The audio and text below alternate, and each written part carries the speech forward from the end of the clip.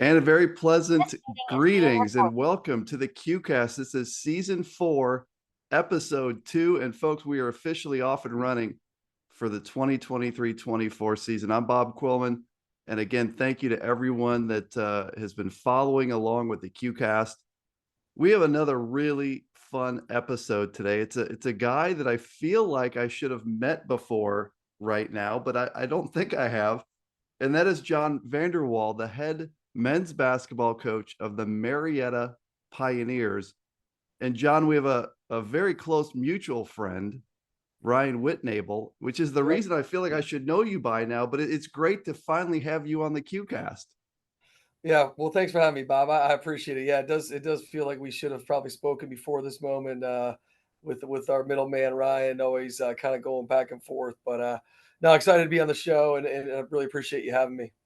I appreciate your time. I know this is a busy time of year. It's a great time of year because with the new rules around length of season and turning the season into, what is it, days instead of weeks, Yep. it's allowing teams to get on the floor sooner. Have you guys practiced yet? Have the Pioneers been on the floor yet together? Yeah, we have. We've had three practices now. Today was actually our third practice of the year. I think that's probably the big question amongst all the coaches is okay, like what do you do with these 8 extra days you get outside of the season? Do you use them right when the guys get to school? Do you spread them out? Do you just kind of take them and butt them right up to the start of the season? And we as a staff went back and forth with, man, what's the best way to handle this? And we kind of just settled on, hey, the 4 weeks before October 15th, let's just go Tuesdays and Thursdays in practice with our guys. So we started that last week. We had two practices last week, and then obviously today had our third practice. And so it's a little different. We worked on defense in our first practice, which was a week ago, then worked on some offense on Thursday, and now we're back to working a little bit more on defense today. And it feels like so long ago that we taught our fundamental principles in that first practice. So it's a little different, but it's also exciting to be on the court and working with the guys in September. Are you generally supportive of the move that was made to change the practice season to days and weeks? Is this a positive thing from your standpoint? I think so. Maybe not my wife's. She just made the comment at dinner that, well, the season wasn't long enough. You guys had to add 4 more weeks to it now. It feels like it in her world, right? But no, for our guys, I think it's good. I think it's better to slowly work them into the process. I mean, I always talked about, when we started on October 15th, it felt like it was a mad rush to get everything in. We carry around 20 guys. So we've got 20 guys in practice, and we've got the floor for 2 hours because we're sharing it with volleyball and women's basketball. And you got some freshmen in there, and he's screwing up the drill, and you just don't have time for it. So you're kicking him out of the drill and putting an older guy in there, and you just you feel like you're moving too fast. You're not treating the younger guys probably the way they should be welcome to college basketball for the first time. And so I really like it that we're getting an early start. It allows us to slow things down a little bit. I think it's allowing us to teach the game a little bit better. It helps us create bonds and relationships with our younger guys who are still going through that acclimation period of being away from home and all that kind of stuff. Right. So I think there are a ton of positives, and we're really happy with it so far. I'm curious to get your take, John, on just what it's been like coaching through this last several years with the transfer portal and the COVID fifth year. It's really changed the dynamics. Usually we're used to obviously 4 years of eligibility. The transfer portal has come into vogue in the last, I don't know, what is it, 6-7 years or so it Yeah. seems. But when you put them all together, and we've seen a lot of teams, and no one's doing anything wrong, but you have all these teams out there with a bunch of fifth year guys. It's impacted things. I'm just curious from your standpoint what this has been like coaching through this different era of time. Yeah, it's been a whirlwind, and we kind of feel like we've been on both sides of it. The COVID year where we only played 13 games. I mean, we would have loved to have had a tournament that year. We won our OAC championship game by 54, I think, that year. We were we were healthy, maybe because we only played 13 games, right? But we were healthy and we were clicking and we were really rolling that year. And, felt like we would have had a really good chance, but we were fortunate the next year, to pretty much bring back that same team from that COVID year. We were the beneficiary of having 2 fifth-year guys that year, Jason Ellis Yeah. and Tim Krieger. And so we had an old team that year on that Final Four run, and so we benefited from it a little bit that year. And then I'd say last year things started to take a turn on the other side. I mean, we're an institution that doesn't have very many graduate programs, Right. and so taking advantage of the transfer portal and guys that have extra years of eligibility, that are most of those guys are looking for graduate programs, right? And Right. we just don't have that, so we haven't been able to get in the mix with some guys that some other institutions are. If we ever have fifth year guys, it's going to probably be our guys that just live, breathe, and die Marietta basketball and want to stick around for an extra year. So, you know, I, you know, we're ready for it to kind of run its course, and especially because some teams in our league are really benefiting from it right now. So we're definitely Right. ready for it to run its course and just kind of get back to normal. I mean, obviously, transfer portal that's here to stay, I think, and that's going to change the game. It's something we're all going to have to learn how to manage and deal with. But the extra eligibility, obviously, there's one more year of that. So, but yeah, we've seen the ebbs and flows of the entire thing. It's been a lot to take on.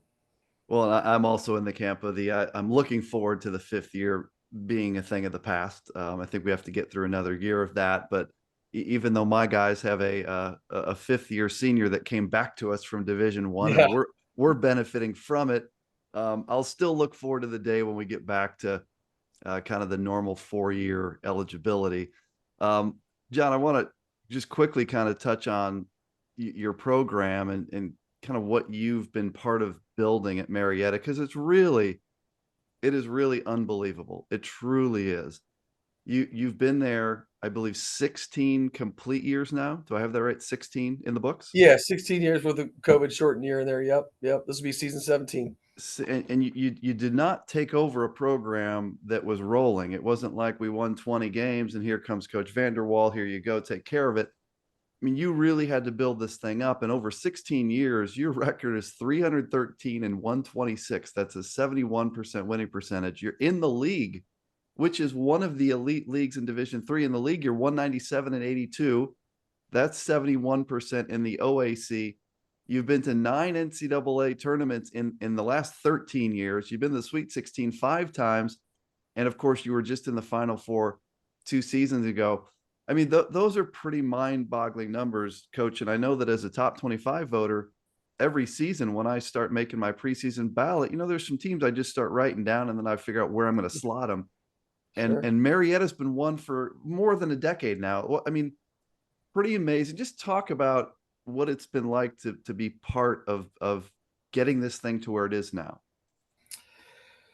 Thank First of all, thanks, Bob, for all the nice comments. It's been amazing. It's humbling just to hear you rattle off all those statistics. It's almost hard to fathom and believe. And it was never the plan. I was 28-year-old that was given a chance to take over a really struggling program. And I told my wife, I don't know, give me 4 or 5 years and hopefully we can win a 17 or 18 game season one year and we'll move on to greener pastures, right? I mean, that was kind of the plan coming in here. And, that 2010-11 season, which we talk about often, was just such a magical year. And that's what got Ryan Whitnable kind of hooked on Marietta basketball. It's hard to describe everything that transpired that year and truly how magical it really was. And it electrified a school, a community, a program, and from there it's been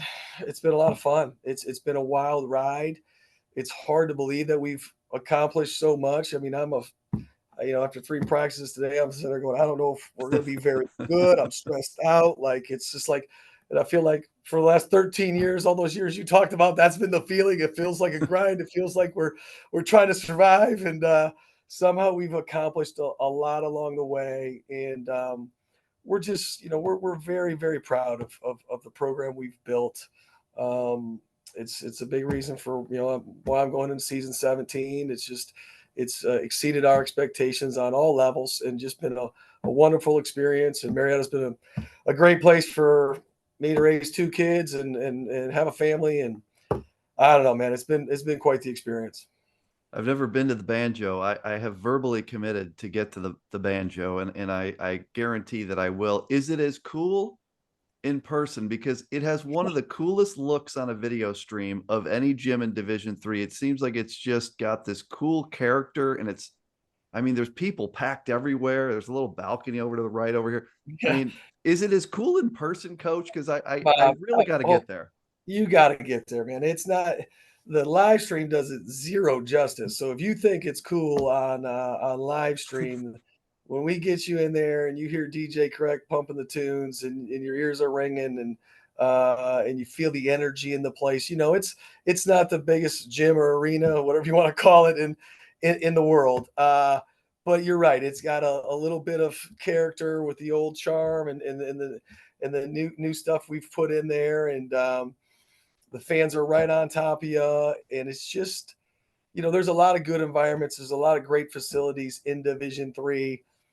I just think ours was really unique, and I definitely, I don't think you really get much of a feel for it watching it online. I think when you step Yeah. inside that gym on game day, you kind of understand what teams have to go through when they come in there. Yeah, it's definitely you could tell that too, and you could tell when you're watching that, being there is completely different. It does look like an amazing venue, and I look forward to getting there sooner than later. Talking about, I just want to ask you one more question about Division 3. I always like the guests that I have on that are D3 guys. I mean, you went to Albion, Yeah. you were an assistant at Ohio Wesleyan, and now you're the head coach at Marietta. I always love talking to the D3 guys. You have certainly had opportunities to coach at other levels along the way. What do you love about NCAA Division 3? Yeah, that's a great question, Bob. I don't know. I feel like maybe what makes me kind of successful and good is I've always had a chip on my shoulder. I think because I am a Division 3 guy, right? Like, Sure. I've always felt like I've had something to prove.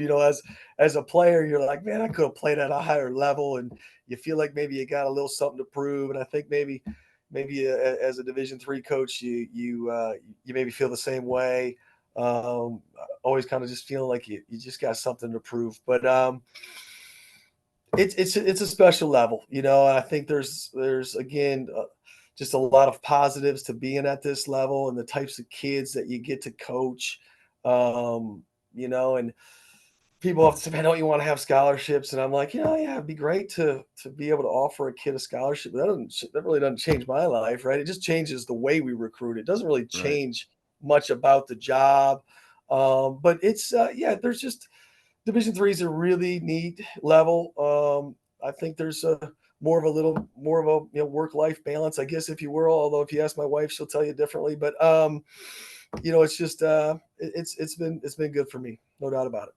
Yeah, special level, which is why so many of us, do what we do, whether we're doing podcasts or putting messages on a chat board or whatever. It's a fun level to follow, special level. Last year was an interesting year across the country, and for you guys, it's certainly not the word rebuild doesn't come up with Marietta. You guys won the 17 games, which is not a rebuilding year. Your league, though, was ridiculous. It was Yeah. crazy. Like all year long, I had Mount Union and John Carroll in my top 5, I believe. I mean, there Which may they have been which they should have been. yeah, Right? I mean, I agree with that. all year long. So you guys won 17 games playing in a league with 2 other top 5 caliber teams, one of which played in the national championship game. And when you look back at last year and your league, what just talk about what that was like night in and night out playing in the OAC last year. Yeah, it was difficult, especially with kind of a revamped team, losing 5 really good players off our Final Four run, and really playing a lot of new guys for the first time. And then for us too, I had lost both of my assistant coaches, so I had a Yeah. pretty much a whole new staff. And so, man, for me, it at least felt like we were almost like starting over. And then you add into the mix that John Carroll brings in 4 Division I transfers and Right. a couple Division II transfers, and it's like you look at that roster and it's overwhelming. And then Mount had everybody back and was totally loaded. And a team you didn't mention in Heidelberg, I mean, Yeah. they were lights out. I mean, Yeah. they were really, really good. I mean, I think the Heidelberg team last year, 95% of the years in the conference would have won the conference. Yep. But you had Mount Union and John Carroll who were just totally loaded. And so and then you can go down the rest of the teams in the league that are all really, Yeah. really good as well. So it was a tough year, man. I was worn out by the end of the year. It's the OAC's tough enough. You're constantly trying to grind out wins and survive games, but going through that gauntlet last year with the caliber of players that we were seeing on a nightly basis and the teams we were having to prepare for, and us kind of having a new squad, it was a pretty daunting task for sure. You won in the OAC semis in the conference tournament. You won at John Carroll, correct? You won. We did, That's and that huge. was yeah, that was a big win for us. I think that was kind of a momentum building win for us. I mean, we ended up losing, 2 nights later at Mount Union in the championship game, but I think it gave us good momentum going into the off season, because it was such a tough season, and Yeah. and we weren't able to beat the top teams in our league last year. We went undefeated the year before. We went from an undefeated season to not Right. being able to beat the premier top teams in our league last year, and so that was tough on us. We're not used to that, and we don't win at John Carroll very often. I mean, that's a tough place for us to go in and get a win, and so to go in there in the semifinal and get that win, I think it proved to a lot of our young guys that, hey, you got to just stay the course, keep believing, and we got enough firepower here that if you guys will work hard in the off season, we got a chance to put together a pretty special season next year. And I think that was a huge win for us last year, no doubt about it. And then, as we think about this year now, you lost an important player in Brendan Crawford, a 6'5" forward. I believe he has moved on. But as far as I know, and I don't think your roster's out there yet, but I believe you return your top 8 scores from last year. I believe you have a 5th-year guy in Sami Willoughby. I hope I'm pronouncing his first name Yep. correctly. Yep. So got to be a ton of excitement heading into this year with everything you're bringing back. Yeah. Yeah. You're right. Brennan Crawford is the only guy we lost to graduation, and everybody else is back. So we return everybody else. And then you referenced Sami as a 5th-year guy. I mean, he is night and day different at this point this year compared to what he was last year. That last offseason, he was injured. He had a back injury, a knee injury, basically wasn't really able to do anything over the summer. Just came back, just not ready for the season. And the season was a struggle for him too, just because he was in and out of injury all the time. Well, this summer he had a healthy summer, came back looking like $1,000,000. Looks like he could bench press your house. It just has put in a ton of work, and so yeah, and I think not just Sami, but all the guys. We've got a bunch of guys that I think had a great off season that are excited to try to make some noise this year. So, having my staff, having my 2 assistant coaches, and we just hired another guy that's going to be dynamite. So, we're more consistency on staff, a lot more experience coming back this year. We are excited. Without getting into names, of course, we won't hold you to that here in September. But you're a program that obviously always recruits really well. Any newcomers, whether they be freshmen or transfers, that you expect have a chance to impact the varsity rotation this year? Yeah, after 3 practices, all those guys, their heads are spinning a little bit right now. It'd be really interesting to see how they develop over the course of the next month or so, and who kind of emerges. We think we have a really good freshman class, coming in, and there's a couple guys in there that I think could make an impact, possibly. I think I've talked to some of our freshmen about that. It's going to be a tough year for freshmen to have a huge impact because we return so much.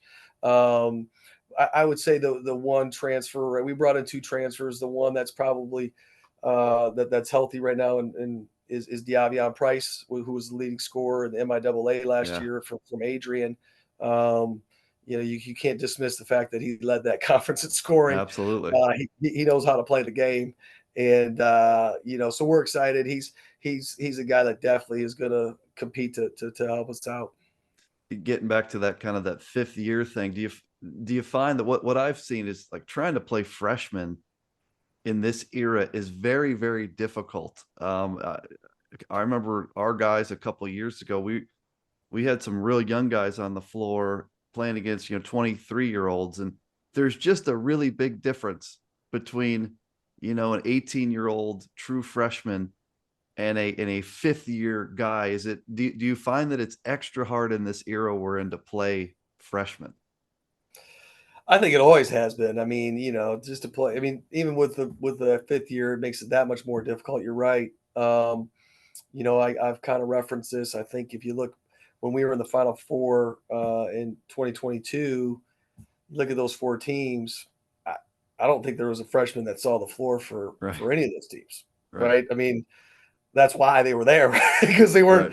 they weren't relying on freshmen, and I think it's tough enough even for sophomores Yeah, who are getting on the floor for the first time. That's where we were at with a lot of our guys last year. They might not have been necessarily freshmen. We played a couple freshmen last year, but we played a bunch of sophomores that were really out there making plays for the first time. And you really kind of need a year of having that pressure of having to get stops and make right. plays and execute things. It's a different level. It's a big adjustment, and so it's really really hard for freshmen. And if you look at the elite teams across the country, they're typically not playing very many of them. And it's not that we have anything against freshmen, right? Like if they're good enough, all of those coaches are going to play them. But if you've got a really good program, it's because you probably got a bunch of juniors and seniors that have been around the block a little bit. Absolutely. I mentioned earlier our mutual friend Ryan Whitnable, great guy, and the founder, the creator of the Great Lakes Invitational. I wanted to ask you about that tournament a little bit. The tournament at Wittenberg will be the sixth annual. I think we missed one of those due to COVID in there, but this will be the sixth one. And I'm just curious, when Ryan approached you about that, whenever that was, probably 6, 7, 8 years ago, when he first approached you, I think your program support was a big deal, and you guys, I believe, have played in all of those. But what was the conversation like, and how did you interpret this concept of like getting into this 8-team tournament with all these powerhouses every year? Sure. Yeah. So I think this year will be our like 51st or 52nd year of running our annual Shrine Club tournament here at Marietta College. So we've always like, whether it be a tip-off tournament or a Christmas time tournament, always hosted more of a four-team tournament here. And however many years ago it was, right when Ryan really started kind of coming around a lot, and we started talking, he pitched this idea. Hey, coach, I got this idea. I really want to get like 8 of the premier teams, and I want to get them all here. And I thought he was absolutely crazy because at the time we had emerged and we were starting to be considered a pretty good program on the national level, and it was becoming harder and harder for me to fill our 4-team Shrine tournament. It was becoming really difficult, and I remember he's sitting in my office and I said, dude, I can't get 3 teams to come to the Shrine tournament. How are you going to get 7 teams to come to Right, Marietta, Ohio? right. Right. And I said, listen, it would be really cool if you can. So I'll make a deal with you. Go ahead, try. You see if you can get 7 teams. If you can, I'll deal with all the ramifications and all the logistics, and I'll figure out a way to make it work. I'll be dinged. It was maybe like a week, And he calls me, he's like, "I got 4 teams already." I'm like, "What? How is that even possible?" It's like, I guess the power of you guys and social media and all this kind of stuff. It was kind of when, all the social media stuff was kind of really getting started, and I guess I didn't value the power of it. And so he wound up some great teams right off the bat, and then caused me a ton of work. Right, I'm trying to get hotel rooms and meals and provide an experience for 7 other teams. I'm like, what have I gotten into? But yeah, I was shocked. I never thought in a million years it would work, and now he's got teams lined up, trying to get Absolutely. into his tournament. And it's really helped us too, like with our annual Shrine tournament. Even when the Great Lakes Invitational isn't here, it's given us a platform. And I think, like you've seen the BanJo, you've seen the environment. Hmm.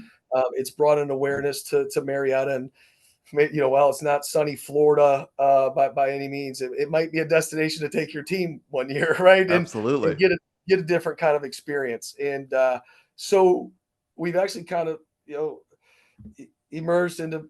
I've already got next year's Shrine tournament filled, so it went from being super hard to get 3 teams here to somehow Ryan got 8 teams here, and now it's actually helped me just get our normal tournament going a little bit better. So very thankful to Ryan and his crazy idea at the time and all the hard work and dedication he's put into it, because he does put a lot into it. So it's Yeah. we're the He's beneficiary for sure. he creates a logo that's tailored to the host school. He's creating swag again just to get the teams there. It is. I think this is a fair statement. I keep saying it. I think it's true. It's the best tournament in Division III men's basketball.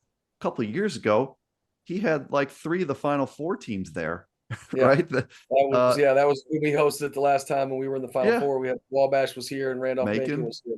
Yeah. Yeah, unbelievable. And if you look at the field this year, it's crazy. Now, when you learn that Ryan had secured Illinois Wesleyan for that tournament this year, did you have any doubt in your mind that the pairings would have the Pioneers and the Titans playing? Was there ever a doubt about that or There's not? zero doubt. I knew I had no say in that. It didn't matter. He wanted to have a bet with you, and it was going to happen. So I don't think Coach Rose or I had any say in it, and it was a foregone conclusion that was happening. No, I was part of the pairings ceremony last year there at the hotel in Fort Wayne. One of the weekend days in between games, there were some napkins and pens and beers. And there was a process of which we were seeding teams.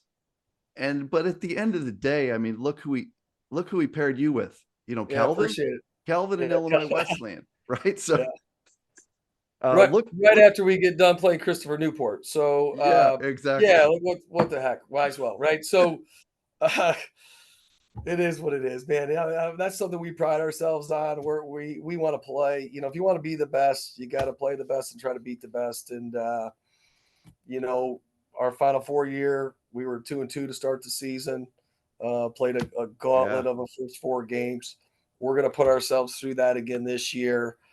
Hopefully, fingers crossed, at least another Final Four appearance, right? But who knows? But we're excited. I mean, those are those 3 teams you mentioned, Newport and Calvin and Illinois Wesleyan. I mean, those are 3 of the teams you pencil in every year as premier teams in the country, and we're just super excited to be mentioned in the same realm as those guys and get a chance to compete with them and test our mettle.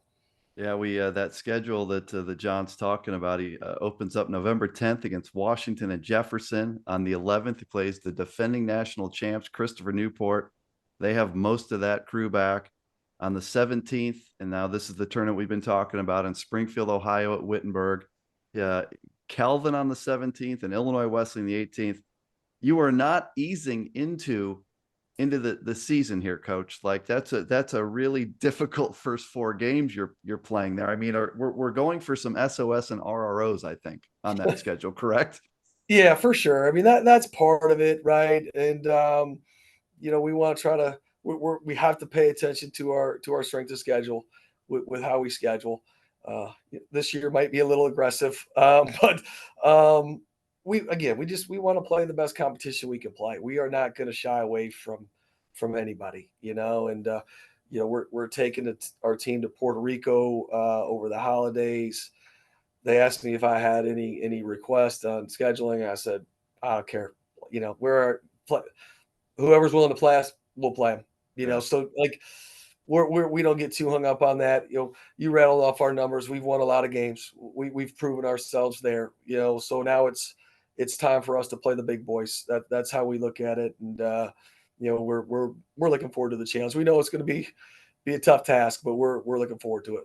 Not to bring up a super sore subject, but holy cow, one of the most memorable games that I can remember of the last decade was that Elite Eight game you played against Wheaton at Augustana. And I've watched the highlights of that so many times I can't count, but the shots that Aston Francis hit in the final, not just having 62. Okay, he had 62, but the shots in the final minute or two, including the last one, like as a coach, I mean, what was that like? I know that's just an uncontrollable feeling when you're standing on the sideline watching this happen, but what was that watching Aston Francis like that night in Rock Island?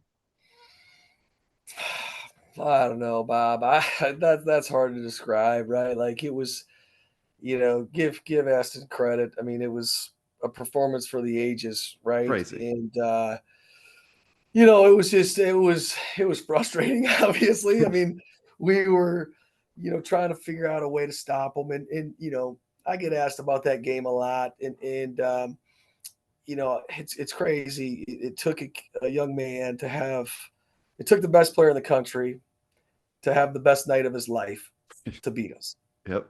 Right. And sometimes, I always say it happens on God's time, not my time. Right. And so, it just wasn't meant to be that night for us. I think to this day we had a great game plan. They upset Augustana the night before. Yep. I was super pumped when As you should have been. I don't remember how many years ago, but many years ago we went to Augustana in the Elite Eight and just got our doors blown off. Yeah, they That were place amazing. was they had a great team and the place was super electric. And so we were back there again, and we had beaten Oswego State and to go to the Elite Eight, and had to watch the the Augustana Wheaton game, and we were rooting for Wheaton, Absolutely. to get a neutral floor game, and Augustana threw a bunch of guys at Aston. They were doubling them every time. They were doing all this stuff, and he just picked them apart. He threw it to his teammates. They knocked down shots, and that game plan for who I thought was the best team in the country in Augustana didn't work.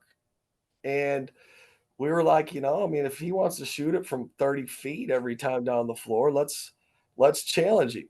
And, I don't think what people realize about that game was I can't remember specifically. I think he might have had 36 or 37 at half, but we were winning.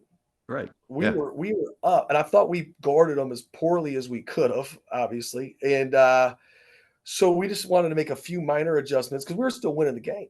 And I think we were up double digits in the second half. He went cold for. I mean, when you say cold, he missed a couple shots. Right. in the beginning of the second half, we pulled away. We got up 10 or 12. And we were in control going down the stretch. Yep. We missed 2 front ends, I think. We had a couple bad turnovers down the stretch. So everybody wants to talk about his 62 points, which they should. I mean, unbelievable. Okay. But I look at it and it's like, man, if we just make these free throws, if we just don't turn these, we had a couple really bad, uncharacteristic turnovers for us down the stretch. If we don't do that, we win the game, right? And but it is what it is. You play your heart and soul out, you coach your heart and soul out, you give it everything you got, and sometimes it's meant to be, sometimes it's not. And so people often ask me, was it hard to live with giving up? No, I mean it's a game that we just unfortunately didn't turn out for us in the end, but kudos to him, man. It wasn't an unbelievable performance, but it was definitely frustrating to be on the other end of it. in your profession, I just want to get your take on this, the highs and the lows. I go back to 2 seasons ago when you were in the Final Four, and Ron Rose and my Titans had a home game in the Elite Eight against Wabash, and the final few minutes of that game did not go very well, and the the complete just I don't even know what the emotion is that was on Ron Rose's face afterwards. When I went to the interview room and he's trying to get his words out and doing it, it was just complete. He was just lost, and Yeah. I'm just I'm just curious, like you have this profession where there's just some magical moments, and then there's some moments like probably the aftermath of that game in Rock Island. I mean, what's it like to manage that from, I don't know, from season to season in this roller coaster that you guys deal with? Yeah, I don't know. I don't think I do a great job of managing it because I am a human roller coaster ride, right? Like I wear my emotions on my sleeve. It's just who I am. I'm not a very even keeled person. It's something I've tried to work on. It's just not me. But so it's tough for a guy like me, right? That puts so much into it. Who it just means a lot too. So yeah, I often say it's so unfair, right? Like it's such an unfair profession. Like you've got these two great teams just duking it out. And it comes down to like one crazy fluke of a play where one team just is on the biggest high of their life and the other team is just totally devastated. And it's Right. like it just doesn't seem fair, right? Like it was like such a fine line by who won or lost that game, and the emotions and the feelings that are a result of it are so far apart that it probably really isn't fair, but it's also, I guess, part of why we do what we do. It's that I think so. adrenaline rush, right? It's that I just knew when I got done playing, I was like, I can't believe I can't compete anymore. And that's what led me into being a college basketball Sure. coach is I just like the rush of competing and the challenge and testing your metal against somebody else's, right? Like that's just I just couldn't that's my fix. I had to have it, right? So Right. like I guess that's what keeps you going, right? In those tough moments, it's and you also know you're going to be the beneficiary Absolutely. of some great moments as well. So you just got to keep things in perspective. And Coach Turner at LB used to always tell me the sun's going to come up tomorrow, Johnny. So you just got to keep it in perspective. But it Yeah. can be a roller coaster. It's a great point. I think that not only people that end up being coaches are looking for that competition. I even think that spills to fans as well, as people are willing to deal with the lows because that one in every 10-year high, that's a great thing to chase. And that's kind of what all of us are chasing this time of year. And Yeah. as we start to wrap up, and we're with John VanderWal, the head coach at Marietta, who's done amazing things with the Pioneer program for 16 years. Your outlook on this season. I mean, I'm trying to make a top 25 ballot, and I started the other day and I just stopped because it was too silly. After I wrote down, I'm writing down all these teams, Whitewater and Christopher Newport and NYU, and I've got like 20 teams that I think are just ridiculous. And I haven't even gotten yet to normal teams like Marietta and teams that are going to be great, because there's teams that have, like, I don't know, like Case Western Reserve has like 8 stud transfers. I don't even know how to Right. make this ballot. So when you look at this season, I know you follow the picture because you've become part of the national picture, but big picture landscape D3 2023-24. What do you think as we head into this season? Well, yeah, as you mentioned, I think it's kind of hard this time of year to say what the whole year is going to look like, right? Put Christopher Newport as number one, right? I want them to be ranked number one when they come here They that will first be. weekend. So They make sure will you be. I put them promise. number one, but I which I they will. should be, right? They got everybody back from They will a be. national championship team, but I think there's a ton of teams out there that are just absolutely loaded, and unfortunately, some of those teams are in our conference, which we referenced earlier. So on the national scene, I think it's going to be a fun year to follow Division III basketball. I think the talent that's at our level right now is as high as it's ever been. So the quality of play, I think, will be at an all time high, and I think it's going to be a lot of fun. For the Pioneers, I think the challenge stays the same. I mean, we talked about how tough our league is and how tough our non-schedule is. I think we could be, you know, a ranked high caliber national contender type Absolutely. team. We've got a long ways to go. We've got a lot to figure out. We've got to survive this gauntlet of a schedule that we've produced. So, for us, we could go probably a bunch of different directions, and we're just focused on trying to get better every day right now, which I'm assuming pretty much every program is right now. But I think there's going to be a lot of really, really good teams this year. Just final question about your league. It is one of the elite leagues in the country. You talk about the WIAC, the UAA, the CCIW, the NESCAC. To me, the OAC. You just write it down. Last year, we talked about Mount Union, the national runner-up. John Carroll, top 5 type team all season. Heidelberg, I forgot to even list Heidelberg. I think they were ranked a lot of the season, and they were regionally ranked. But your league it's one of the top leagues because there aren't a lot of, if any, poor teams, and at the top you just have so much depth. Like if you go 1 to 5, whoever 5 is really good. Yeah, It must be a fun league, a tough league, but a fun league to compete in. it is. It's you just have to. It's a stressful league because you've got to be ready to go every night. There's, as you mentioned, there's no gimme games. There's no nights where you feel comfortable, and so it's by the time March rolls around, I think all of us OAC coaches are pretty well exhausted, and but it's a competitive league. I mean, I think there's a lot of mutual respect amongst the coaches in the league, but there's also like not a ton of love lost either. Like we're we're Sure. we're coming for each other, right? Yeah. And Come to that's the how CCIW. Yeah. yeah, that's how it should be, right? How That's it what makes goes.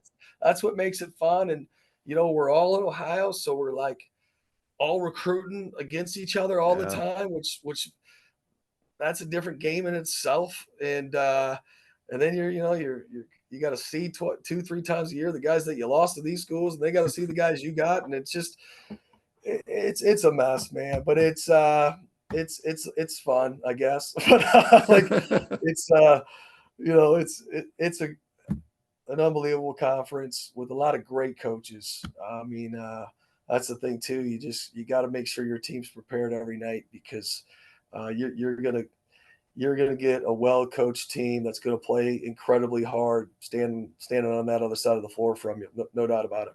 Absolutely. And coming from a similar type of league, I think that that's what makes it fun is, following your conference schedule and knowing that every single conference game out, no matter what the standings are, the records, it's going to be just a great game, a tough game. Yeah. Um, just a couple comments on mine, then I'll ask you to close us out with any final thoughts you have, Coach. But huge respect for what you've done, man. I mean, when I think of Division III, the last 12 to 15 years, if I was to try to write down, I don't have any stats in front of me, but a program that's been more successful than Marietta, it'd be really hard to do. And having taken over a program that wasn't in that shape 16 years ago, huge kudos to what you've built, to the culture you've built, the type of kids that you recruit and graduate. Pretty amazing. It's a really an ultimate kind of YD3 kind of story. And it's been great to meet you again. I felt like this should have happened about 5 years ago or something, but it's been really great to talk to you and look forward to seeing you in Springfield, Ohio. With that, a lot of people will check this out. What are your final thoughts for QCast listeners, D3 fans tuning into the QCast? Well, first and foremost, thanks for having me. It's great to finally have a conversation with you and get to know you a little bit. And I look forward to meeting you in Springfield, and look even more forward to getting you into the BanJo sometime. But I'll be there. it's you asked me about the level earlier, right? What a unique and special level in guys like you and Ryan and Dave McHugh and all the D3 Hoops guys, like all the time, energy, and effort you guys put into this to give us a platform. It's special. And so thank you to you and to all those guys and the guys up at Kelvin that are doing all the stuff that they're doing now too. It's just it's really unique to have guys that are that invested in supporting Division III basketball and what we're all doing. And so for the listeners out there and for people, I was like, get out and see some games this year because there's going to be a lot of high level basketball being played across the country. And so it should be a fun and exciting year for Division III basketball. And look, I have a wager on this Illinois Wesleyan Marietta game. Like, I have to wear a Marietta sweatshirt or some apparel if my team loses and Ryan You has like you like blue, well, you like white. look, Coach. You just, Coach, we won like 12 games. We had such a bad year. I haven't looked at our record. I don't know if we won 12 or 13 games. So I mean, I'm worried, but we got some guys, Coach, and so I'm hoping that Ryan Whitnable is wearing Titan green in Fort Wayne, Indiana. That's where all I'm going to say, Coach. It's going to be a great game. It's going to be fun. Hopefully Kelvin doesn't wear us out too bad the night before, but it should be a great game. I'm excited that this will be the first time I've gotten to coach against Illinois Wesleyan and Coach Rose, and I'm excited to get a chance to meet him as well. Tons of respect for that program, and one of the historic premier teams in the country. So, we're a year and a half removed from Final Four. They're a year and a half removed from Elite Eight. I could care less what their record was last year. I know we're going to get a monster on that night, and so we expect a great game, and it should be a lot of fun. And just look forward to meeting their crew and get a chance to compete against them. Coach, that was great, and really appreciate all this time. Folks, that is the QCast Season 4. We're in Episode 2. We have this thing rolling down the tracks now. The season is coming sooner than later. John VanderWal, the head men's basketball coach at Marietta. Great to finally meet you, and thanks for all your time, Coach. Thanks, Bob. Appreciate it.